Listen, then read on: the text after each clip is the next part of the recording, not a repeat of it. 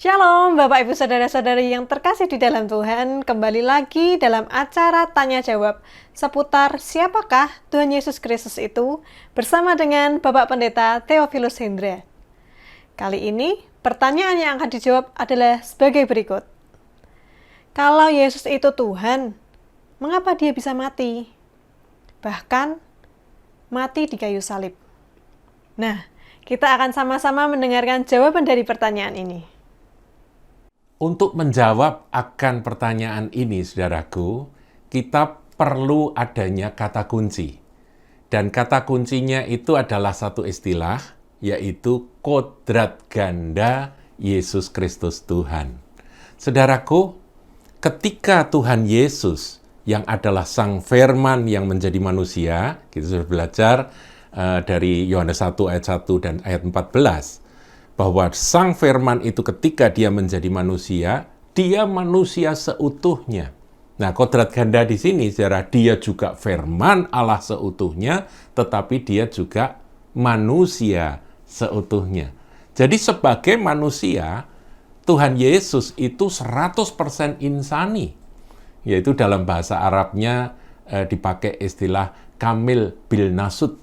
Nah, sebagai Sang Firman yang ilahi, Tuhan Yesus itu 100% Allah.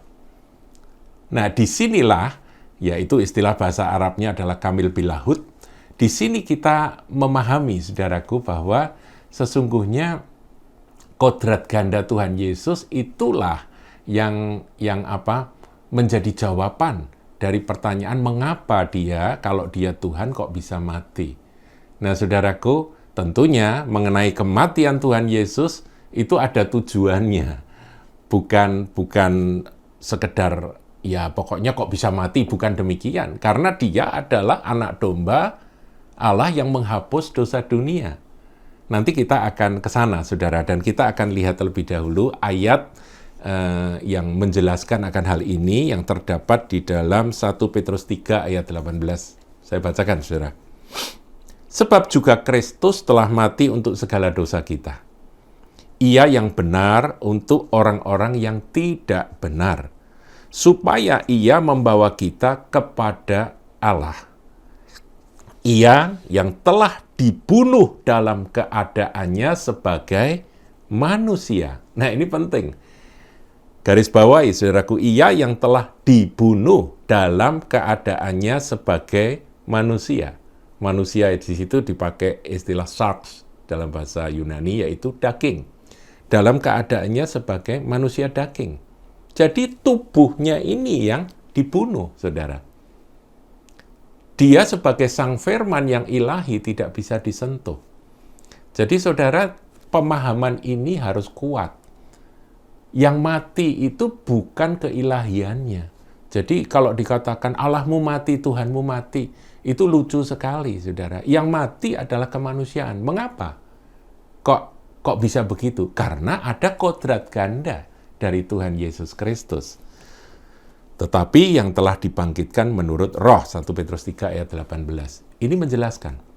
Nah, tadi di awal dari ayat ini, saudara, dikatakan sebab juga Kristus telah mati untuk segala dosa kita. Jadi kematian Tuhan Yesus itu untuk menebus kita dari segala dosa. Bukankah ketika Yohanes melihat Tuhan Yesus berjalan sebelum dibaptis, dia berjalan, tiba-tiba Yohanes penuh Roh Kudus dan dia bernubuat, lihatlah anak domba Allah yang menghapus dosa dunia. Jadi Tuhan Yesus itu datang ke atas muka bumi, itu bukan untuk sekedar menunjukkan bahwa dia itu punya kuasa, menyembuhkan orang sakit, membangkitkan orang mati, mencelikkan mata buta, membuat orang lumpuh berjalan, orang kusta tahir. Bukan hanya itu, saudara. Jadi Tuhan Yesus itu datang, tujuan akhirnya adalah menggenapi akan janji Tuhan bahwa akan ada penebusan.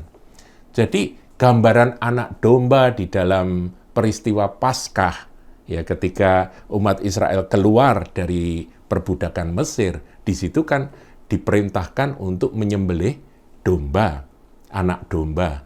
Nah, anak domba yang disembelih itulah sebagai tanda yang dioleskan di ambang pintu dan di tiang-tiang pintu rumah mereka supaya anak sulung dari orang-orang Israel yang punya tanda darah itu tidak binasa ketika malaikat maut itu jalan pada malam itu. Nah, ini merupakan gambaran, saudara.